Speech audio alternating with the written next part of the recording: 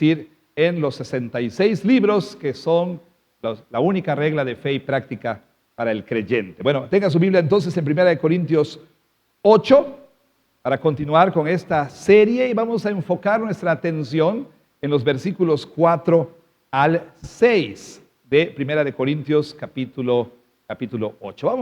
Vamos a orar.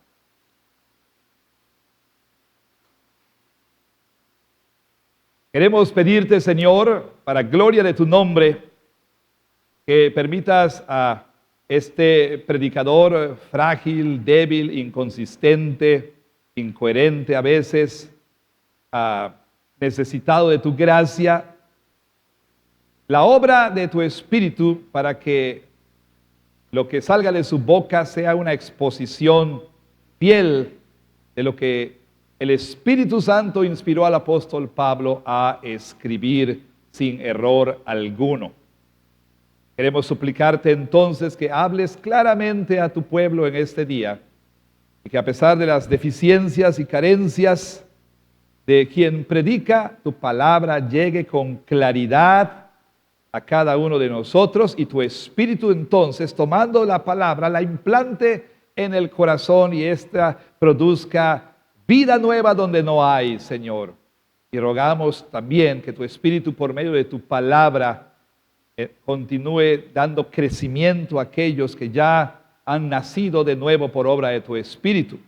Y rogamos que vayas transformando a cada uno de nosotros y moldeando la visión del mundo, de la vida que cada uno de nosotros tenemos, para que entonces podamos vivir nuestra vida diaria a partir de una visión del mundo, de una cosmovisión distintivamente cristiana y en particular que nuestra ética sea una ética, Señor, que provenga no de la escala de valores del mundo, sino de lo que tú dices en tu palabra.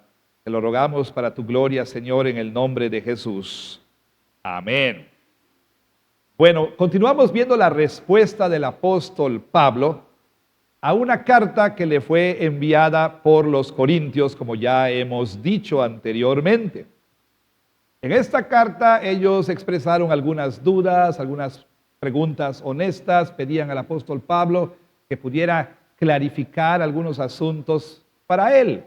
En el capítulo 7 vemos con toda claridad que Pablo comienza a dar respuesta a esas preguntas presentadas a través de la correspondencia de por lo menos algunos en la iglesia de Corinto.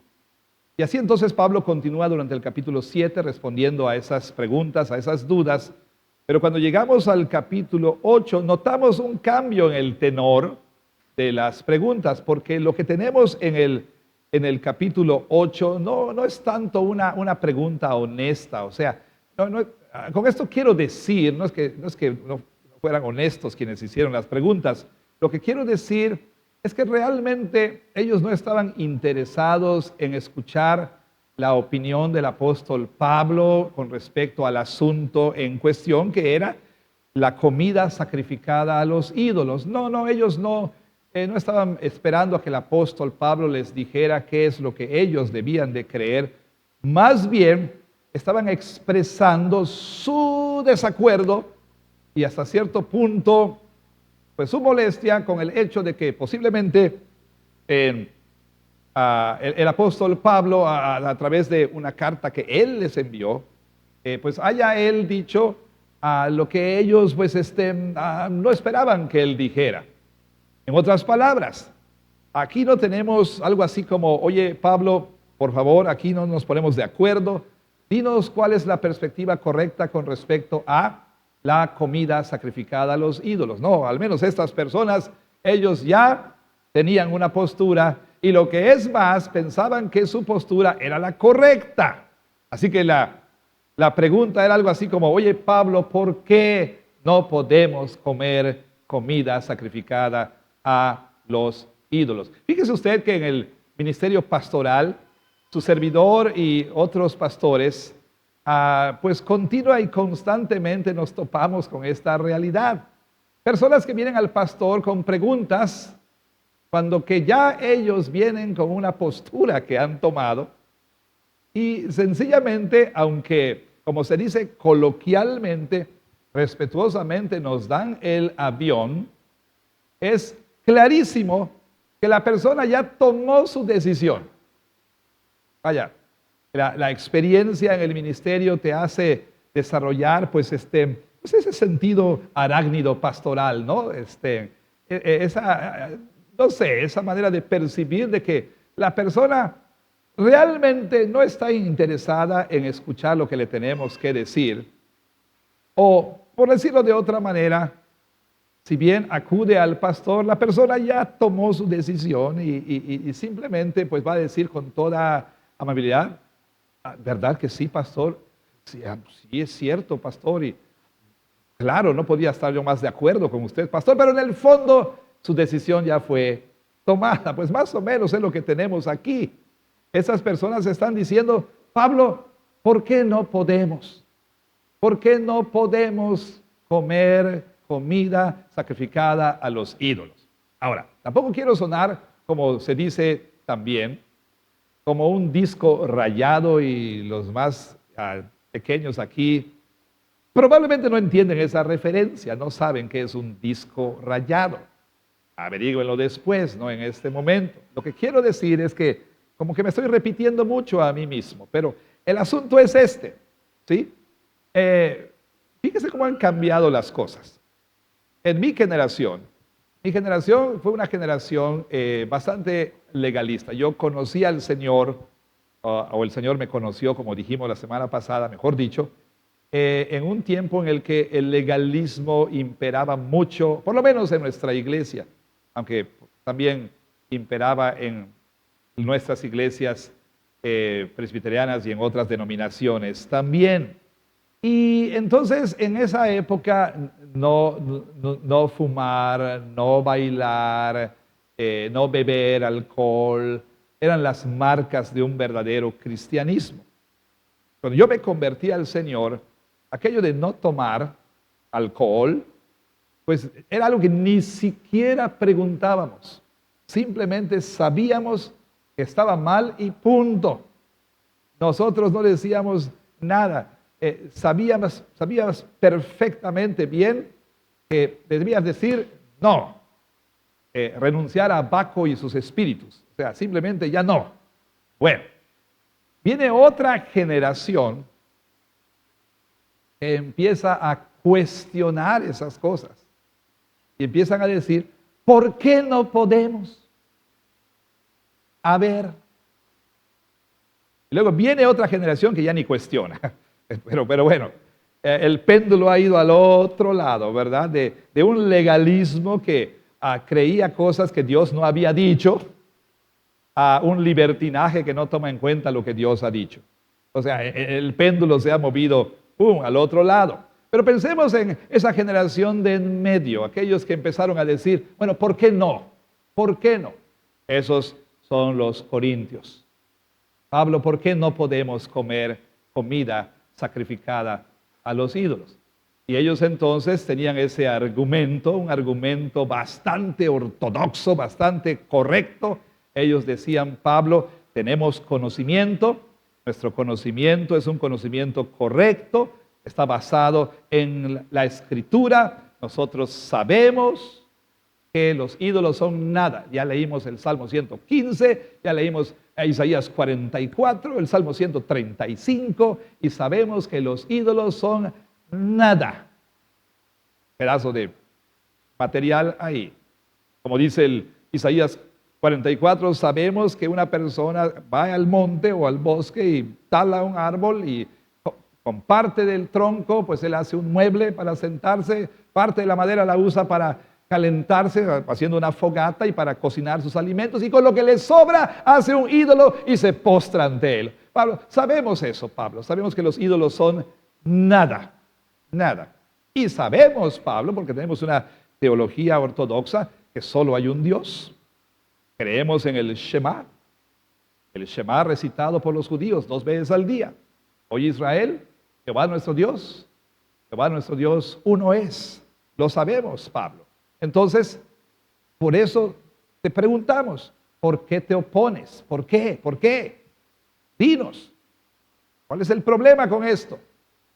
Y Pablo responde, comienza su argumento aquí en el capítulo 8, y su argumento, como hemos dicho, se extiende hasta el capítulo 11, versículo 1.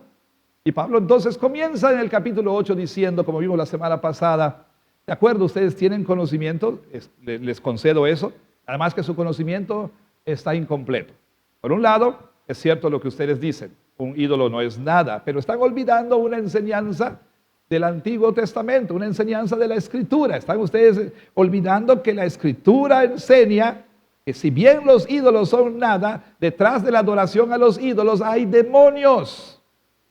Ustedes no están tomando en cuenta esto. Y el punto de Pablo en toda esta sección es que ningún cristiano debiera conscientemente participar en prácticas idólatras.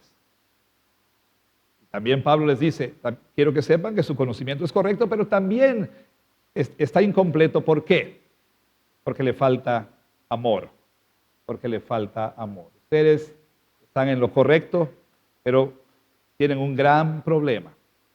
Que su conocimiento es un conocimiento que solamente les ha llevado a embarcarse porque carece de amor.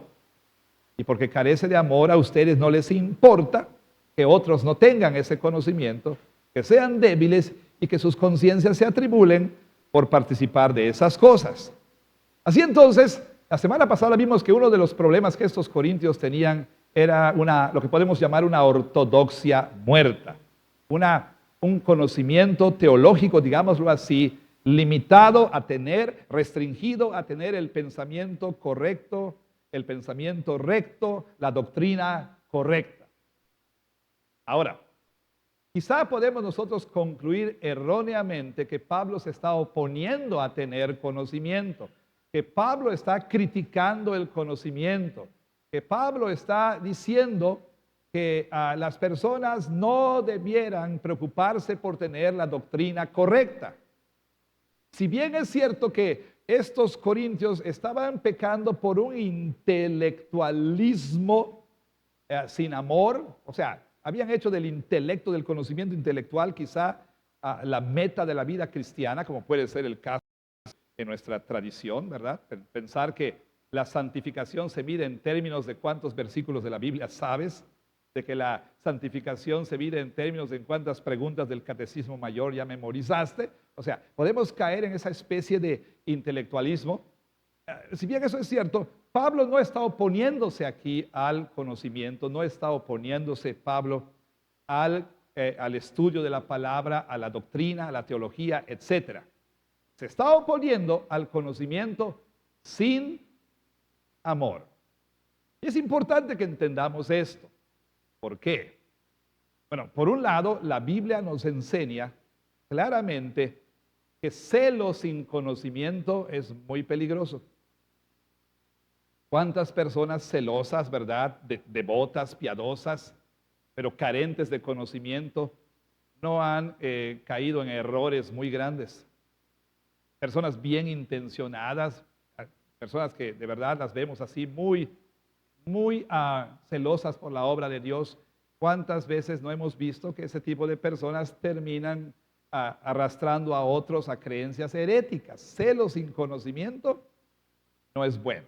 O sea, es como, por ejemplo, que una iglesia diga, necesitamos un líder para los jóvenes, o un líder para los niños. A ver quién está sin hacer nada aquí. Mira, ponlo, ¿no? Y entonces lo ponen como líder. O tal vez decimos, es que ese diácono, ese puede ser un buen diácono porque es contador. Por cierto, contadores, felicidades, hoy es su día, ¿no? Este puede ser un buen diácono porque es el licenciado en administración de empresas, pero no conoce la escritura, no conoce doctrina, etcétera. Y pensamos que nada más por sus habilidades profesionales puede ser un buen diácono, ¿no? O pensamos, oye, necesitamos líderes para los niños. Pues ahí, mira, Oye, pero no acaba de venir a la iglesia, no importa, además son niños, ¿qué más necesitan? Alguien que los entretenga. No, celo sin conocimiento no es bueno. Y la Biblia nos llama a crecer en conocimiento. Una y otra vez, la Biblia nos llama a conocer más al Señor, conocer más su palabra, etc. Pero también hay que tomar en cuenta de que, como dijimos hace un rato, podemos nosotros ver algunos que caen del lado del intelectualismo, pero también ver a otros que caen en lo que nosotros podríamos describir un anti-intelectualismo. Y tristemente en la iglesia evangélica tenemos mucho de eso el día de hoy. Vaya, podríamos nosotros describir este anti-intelectualismo en términos de una canción de una banda legendaria llamada Pink Floyd de los 70s, la legendaria canción llamada Otro ladrillo en la pared, que comenzaba con una frase que decía así: "We don't need no education", no necesitamos educación. Son las personas evangélicas que dicen: no credos, solo Jesús. No seminarios, solo la Biblia. Los seminarios son cosas de hombres, nada de doctrina, esas son cosas humanas, solo la Biblia. ¿Cuánto daño ha hecho eso a la iglesia? O sea, tenemos gente que cae en un intelectualismo que adora las cuestiones intelectuales, y también tenemos gente anti-intelectual en la iglesia que se opone al estudio de la palabra. Y en un sentido, en términos prácticos, aunque nosotros no vocalmente y abiertamente nos opongamos a el estudio de la palabra, pero a lo mejor aquí en la práctica, pues somos una especie así como de anti-intelectualistas, porque decimos: hay eso de estudiar la Biblia. Tal vez haya otros motivos, por supuesto, tal vez haya otras causas, está bien.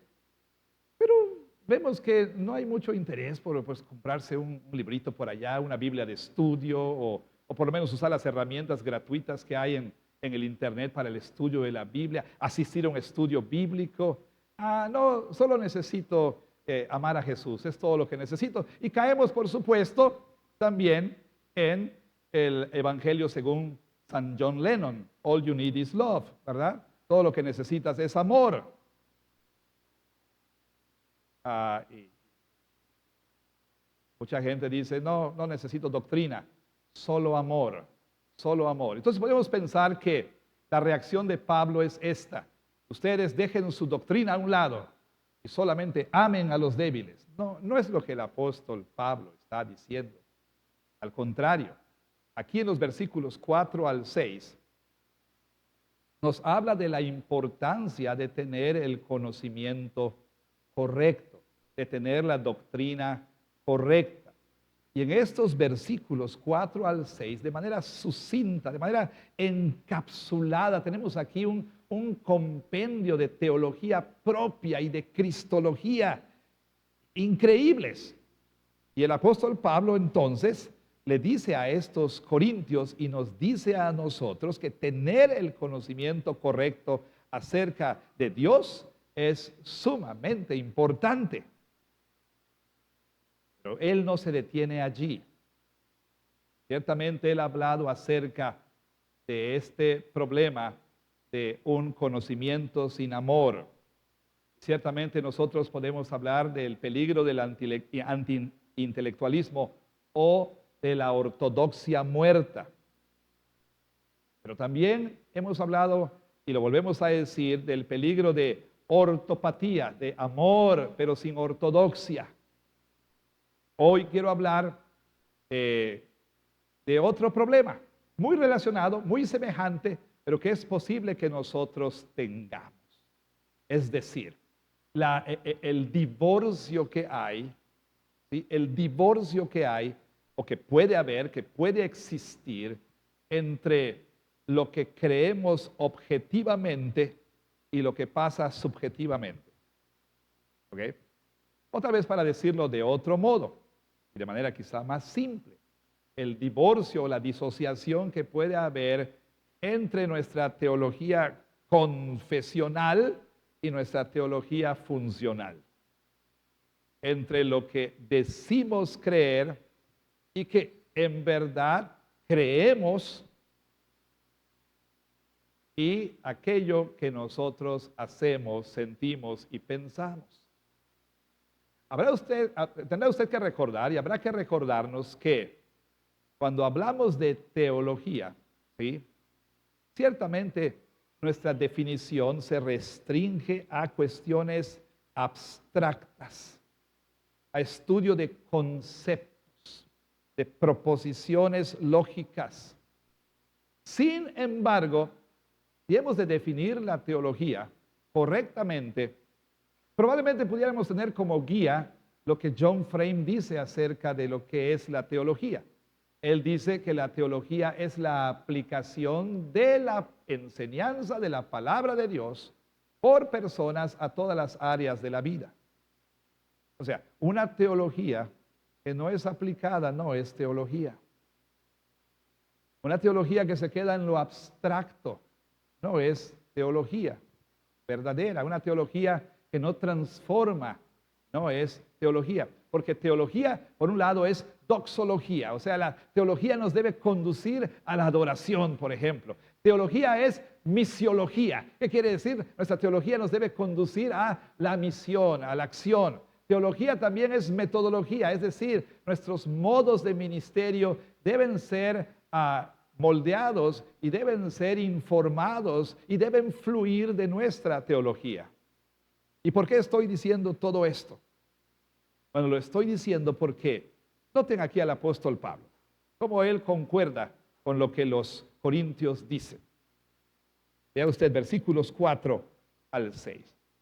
Después de que habla acerca de esa ortodoxia muerta, esa ortodoxia sin ortopatía, ese conocimiento sin amor, vuelve a lo que estaba diciendo. Vean, capítulo 8, versículo 1 dice, en cuanto a los sacrificados de los ídolos, y entonces Pablo empieza a hablar del problema corintio, y luego regresa al asunto en el versículo 4.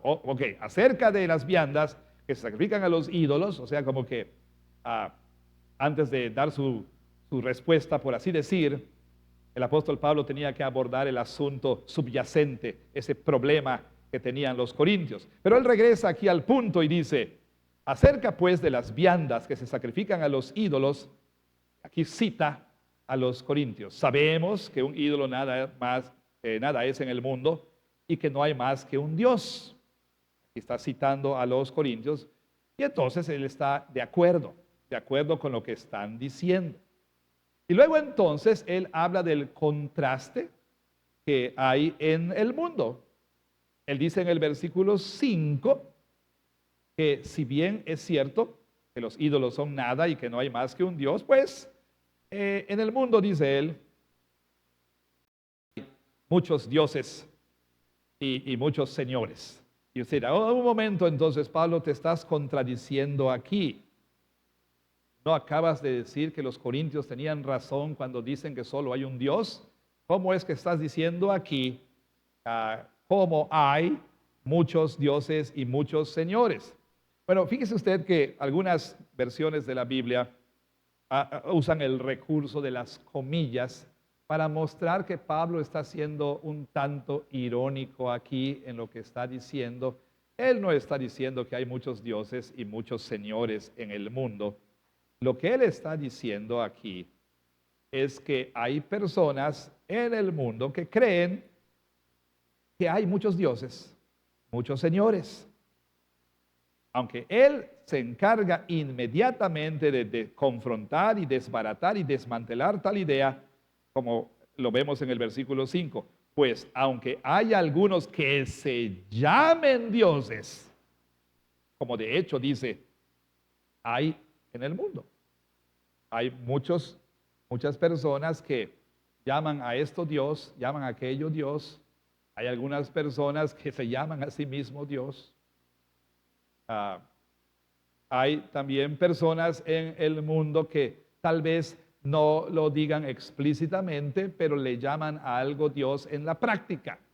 Y tal vez no lo nombren, no lo llamen Dios o Señor, pero en la práctica lo es. Lo es. ¿Sí? Entonces Pablo dice, esta es la realidad en el mundo. El mundo es, como dijera John Bunyan, una feria de vanidades. De hecho, la Biblia usa la palabra vanidad para referirse a los ídolos. Los ídolos son cosas vanas, dice la palabra de Dios. ¿Por qué son cosas vanas? ¿Por qué? Porque son como, digamos, aire que se desvanece. Porque a la hora de la hora un ídolo falla, como dice Tim Keller en su en su libro muy bueno que se llama Dioses que fallan. Vaya, los ídolos son como un político en campaña. Prometen, pero no cumplen. ¿Sí? Prometen, pero no cumplen. Esos son los ídolos. O sea, no, a la hora no cumplen. ¿Saben por qué? Porque no pueden. Porque no pueden. Nos prometen felicidad, nos prometen paz, nos prometen prosperidad, nos prometen florecimiento, nos prometen bienestar. No tiene nada que ver con ningún eslogan. Nos prometen encontrar vida plena, pero a la hora de la hora, los ídolos se desvanecen y nos dejan ahí completamente frustrados, desilusionados, porque no pueden darnos lo que nos prometen. Y John Bunyan habla del mundo como la feria de las vanidades, ¿sí? En la pasada escuela bíblica de vacaciones, bueno, una de esas, no recuerdo cuál, pero se hablaba de la feria de las vanidades, cómo llegaron los caballeros, así fue en la pasada, fueron los caballeros a esta feria donde les ofrecían muchas cosas, ¿verdad? Atractivas y bueno, así es el mundo, ¿verdad? El mundo está lleno de ídolos, de toda clase de ídolos. Vivimos en una cultura idólatra, ¿sí? Entonces esa es la realidad en el mundo, dice el apóstol Pablo. Hay muchos en el mundo que se llaman dioses y se llaman señores. Pero dice, versículo 6, en contraste, para nosotros, sin embargo, solo hay un Dios, el Padre, del cual proceden todas las cosas, y nosotros somos para Él. Noten ustedes cómo Él describe al verdadero Dios, como el Padre. ¿Sí? El Padre en el sentido de que es creador de todos y en un sentido más específico, en el sentido de que es nuestro Padre en Cristo. Y dice que de este único Dios vivo y verdadero proceden todas las cosas. Y no solamente todas las cosas fueron creadas por Él, sino que nosotros, dice, somos para Él. De hecho, la idea aquí es como dice el apóstol Pablo en Hechos capítulo 17, en Él nos movemos y existimos y somos, en Él tenemos nuestro ser. No solo nos creó, también nos sustenta, también nos sostiene. Y también habla de que hay un Señor Jesucristo. Es interesante que aquí Él no describe, digamos, explícitamente a Jesús usando la palabra Dios. No dice que también Jesús es Dios, pero lo hace por lo que Él dice acerca de Jesucristo, lo cual es exactamente igual a lo que dice del Padre. Dice que hay un Señor Jesucristo por medio del cual son todas las cosas y nosotros por medio de Él. ¿Qué está diciendo el apóstol Pablo? Bueno, está añadiendo, por así decirlo, a ese monoteísmo estricto de los judíos, está añadiendo este elemento cristológico, ¿verdad? Y está diciendo que Jesús es ese único y solo Dios vivo y verdadero, porque como el Padre, Jesús fue por quien todas las cosas fueron creadas y por quien todas las cosas subsisten. O sea, lo describe exactamente en los mismos términos que usa para describir al Padre. Entonces Pablo está diciendo, Corintios, ustedes que me están haciendo esta pregunta, este reclamo, pues sí, es cierto.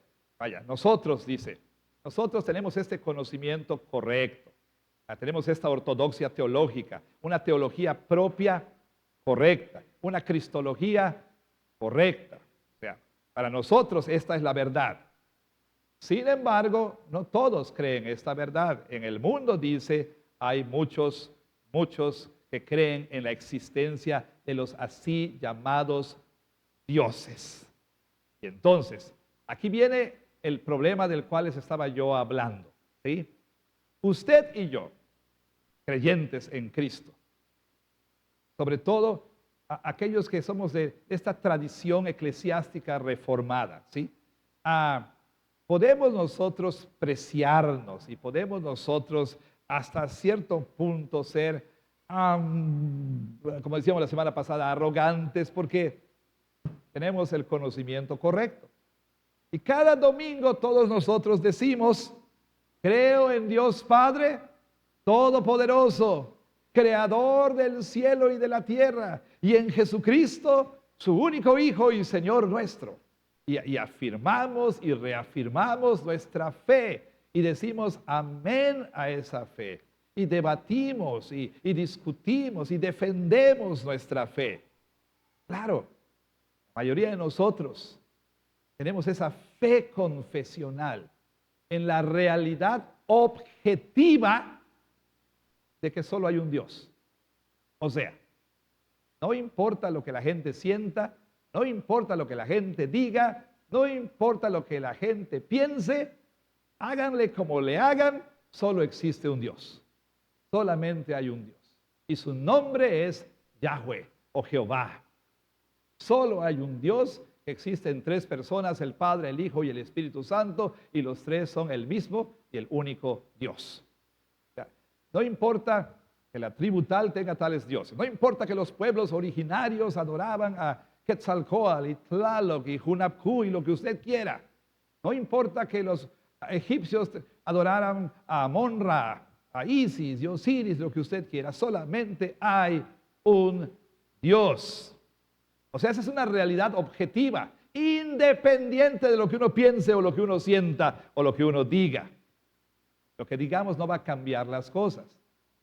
Pero hay otro asunto, y es el asunto de lo que ocurre subjetivamente. Subjetivamente. Mientras que a lo mejor no hay una idolatría objetiva, probablemente pueda existir al mismo tiempo que confesamos una doctrina ortodoxa, una idolatría subjetiva.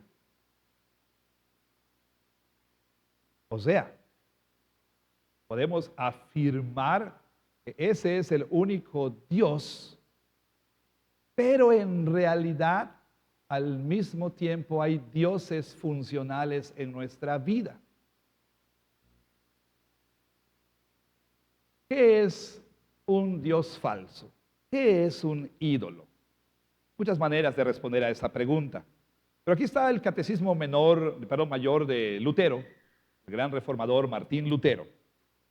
Él comienza este catecismo mayor suyo, que la iglesia luterana sostiene, con una reflexión sobre el primer mandamiento. ¿Cuál es el primer mandamiento? No tendrás dioses ajenos delante de mí. Entonces, Lutero dice lo siguiente. Bueno, solamente tú me has de considerar a mí, dice Dios, como tu Dios. ¿Qué significa esto? Pregunta. ¿Cómo debemos entender esto? Vaya, ¿qué significa tener otro Dios? Bueno, la respuesta es esta, dice Lutero. Un Dios, dice, es el término por el cual nosotros debemos buscar todo bien y en el cual debemos nosotros encontrar refugio en toda necesidad. Por lo tanto, tener un Dios no es nada más que confiar y creer en ese Dios con todo tu corazón. Y como yo a menudo he dicho, es la confianza y la fe del corazón solamente que hace tanto a un Dios y a un ídolo. Si tu fe y confianza son correctas, entonces tu Dios es el Dios vivo y verdadero. De manera, contraria, cuando tu confianza y tu fe son falsas, entonces no tendrás al verdadero Dios. Porque estos dos pertenecen juntos, van de la mano, fe y Dios. Y aquí viene, cualquier cosa, si no yo nada más de lo que dije hace un momentito, oiga esto. Cualquier cosa, dice Lutero, cualquier cosa en la que tu corazón confíe y dependa, yo digo, dice él, ese es realmente tu Dios. Ese es realmente tu Dios. Cualquier cosa en el que tu corazón confíe y dependa, ese es realmente tu Dios. ¿Sabe usted por qué la religión de los cananeos fue muy atractiva para los israelitas? Porque la religión de los cananeos era una de estas religiones, digámoslo así, ah, naturalistas. ¿En qué sentido? Una religión cercanamente asociada con el ciclo, ¿verdad?, de sequía, lluvia y fruto de la tierra. ¿Ok?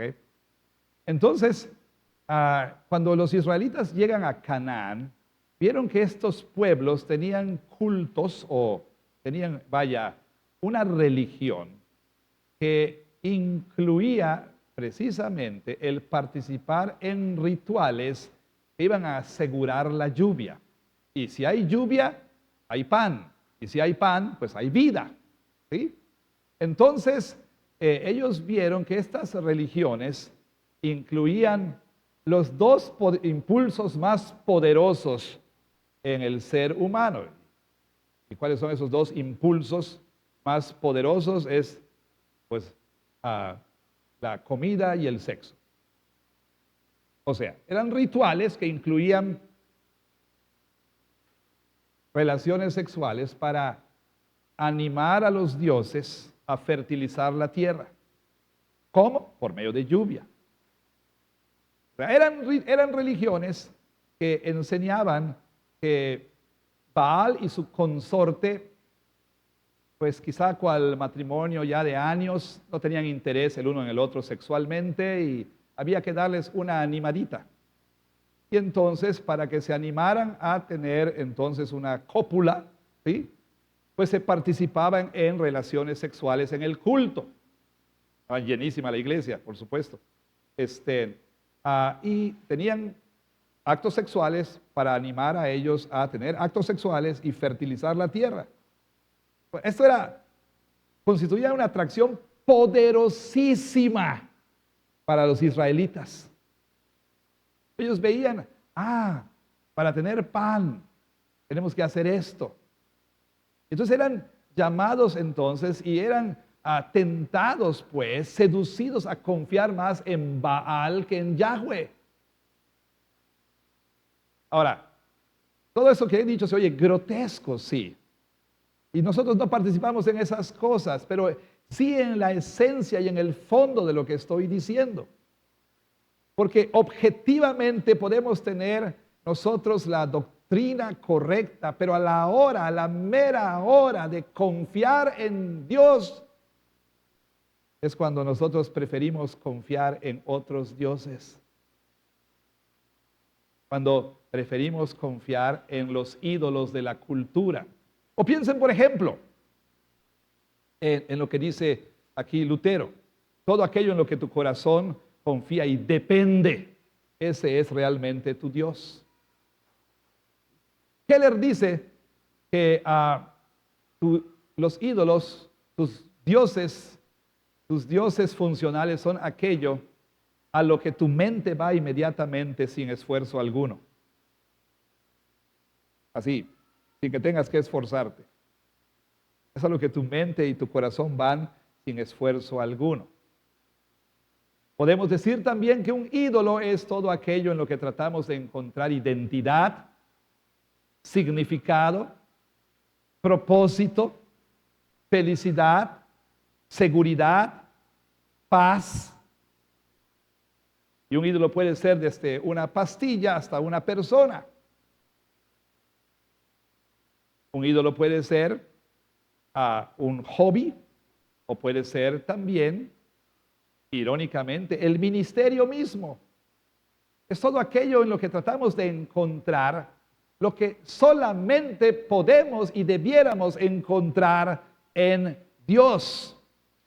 Y así entonces, piense usted por un momento, he estado leyendo un libro muy interesante sobre estas formas alternativas de espiritualidad, ¿sí?, que están sustituyendo a la iglesia. Comunidades cuasi religiosas, pero que en realidad lo son. O sea, no se llaman a sí mismos una iglesia, no se llaman una denominación, no se llaman una religión, pero de hecho lo son. O sea, piense usted, un lugar donde la gente tiene creencias compartidas, ¿ok? Tiene rituales compartidos, ¿ok? rituales compartidos. Un lugar donde la gente encuentra comunidad. Comunidad. Ahora, lo que voy a decir, por supuesto, tal vez ustedes puedan interpretarlo como ahí va otra vez con lo mismo, pero piense, por ejemplo, en las generaciones emergentes, los jóvenes, encuentran todo eso, por ejemplo, en su comunidad gamer. Hay rituales, hay una comunidad, ahí se sienten en casa, tienen creencias, valores compartidos, etc. O sea, pueden estar en la iglesia, sí, pero donde encuentran vida, donde vuelven a vivir, donde se sienten vivos, es cuando están con el control frente a la pantalla y con el headset, ahí con su comunidad gamer. ¿Estoy diciendo que es malo? No. Estoy diciendo jugar videojuegos es malo en sí, por sí mismo, depende de lo que juegues, pero no necesariamente es algo malo. El problema es cuando eso empieza a volverse tu religión funcional. ¿Sí? Grupo de, por eso digo que ahí va a decir otra vez lo mismo. Tu grupo de donde vas para ejercicio puede volverse tu religión verdadera. O sea, ¿a qué hora nos reunimos? 6 de la mañana. ¡Pum! Ahí está. Prácticas compartidas, comunidad, ¿sí?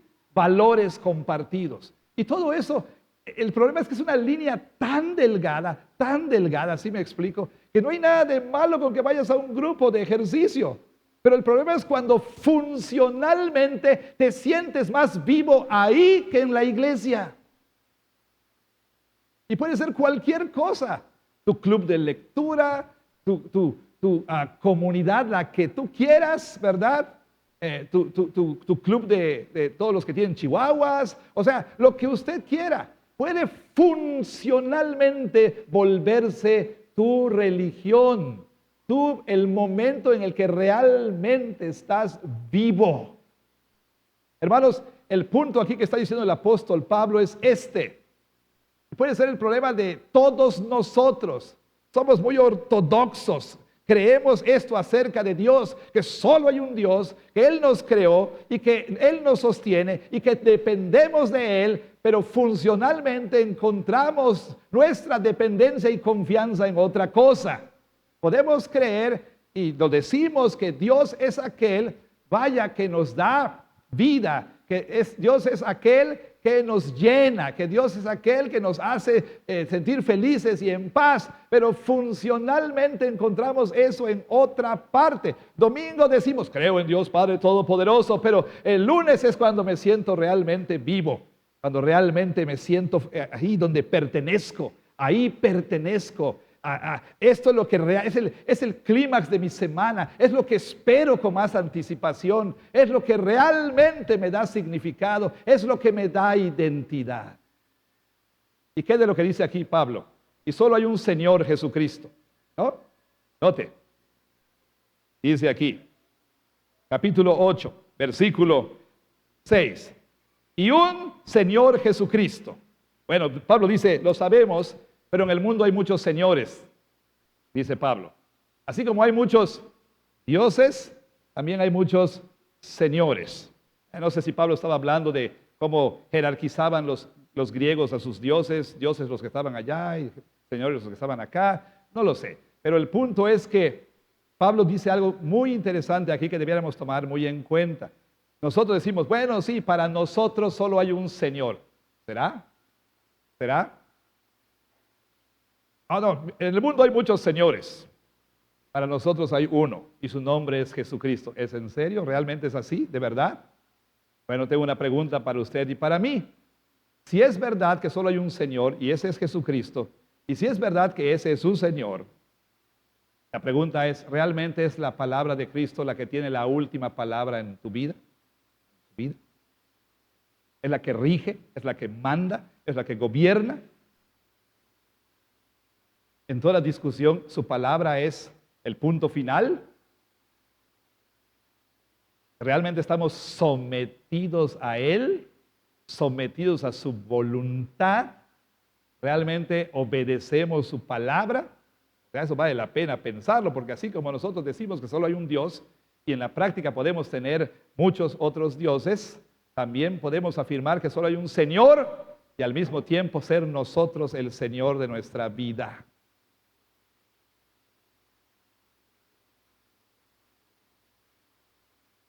Entonces, vea usted, así como hay ortodoxia muerta, en términos de que es ortodoxia sin ortopatía, así como hay ortopatía sin ortodoxia, o sea, mucho celo, mucho amor y todo lo que usted quiera, pero poco conocimiento, así como hay el cristiano a la Pink Floyd, no necesito educación, ¿verdad? O sea, no necesito doctrina, no necesito escuela dominical, no necesito clases, no necesito comprar libros, no necesito nada, no, yo solo necesito amar a Jesús. Así como hay el cristiano a la John Lennon, todo lo que necesitas es amor, también hay cristianos que tienen esta disociación, ¿verdad? Estos cristianos, nosotros que podemos afirmar, creer una cosa, pero en la práctica, de manera subjetiva aquí o en la vida diaria, podemos realmente hacer otra cosa.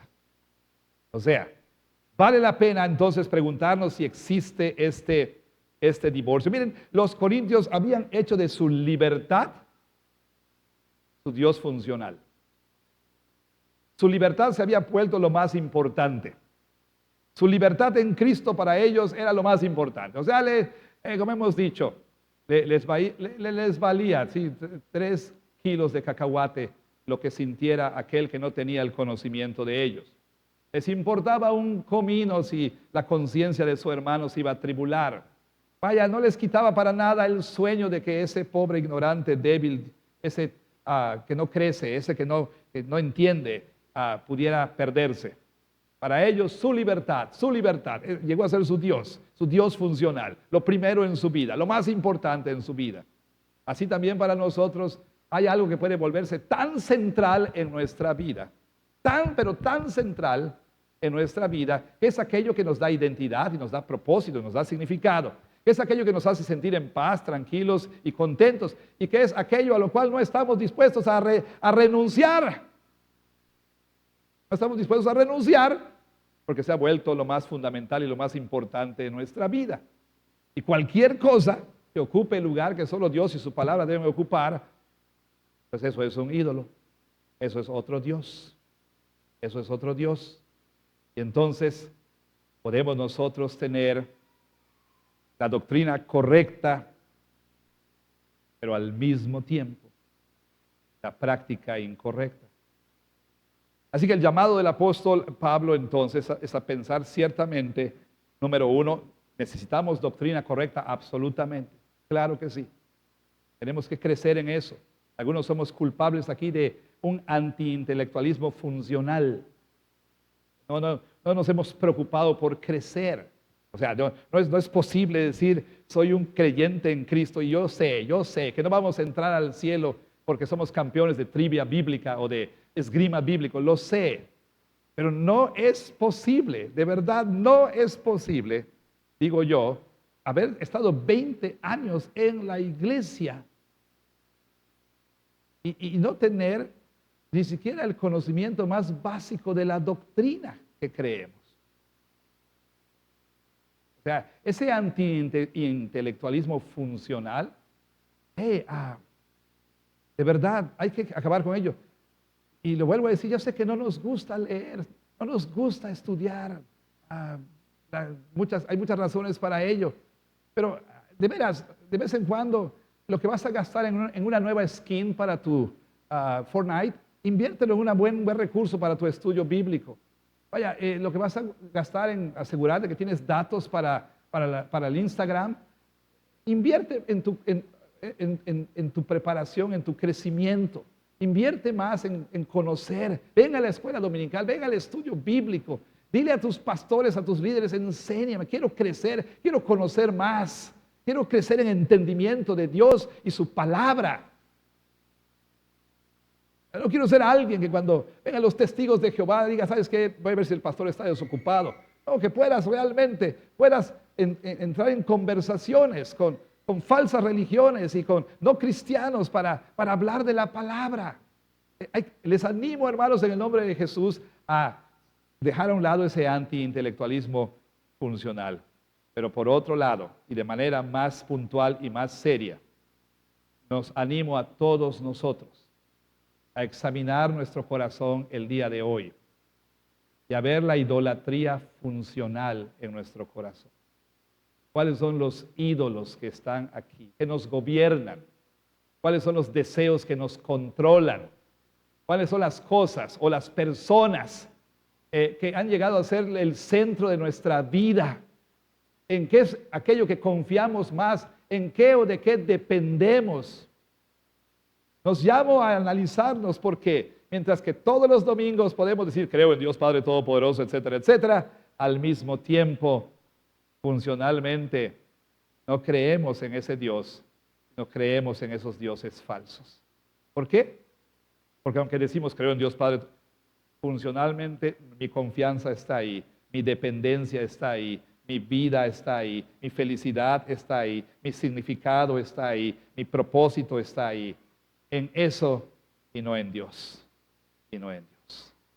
Dios bendiga su palabra. Amén.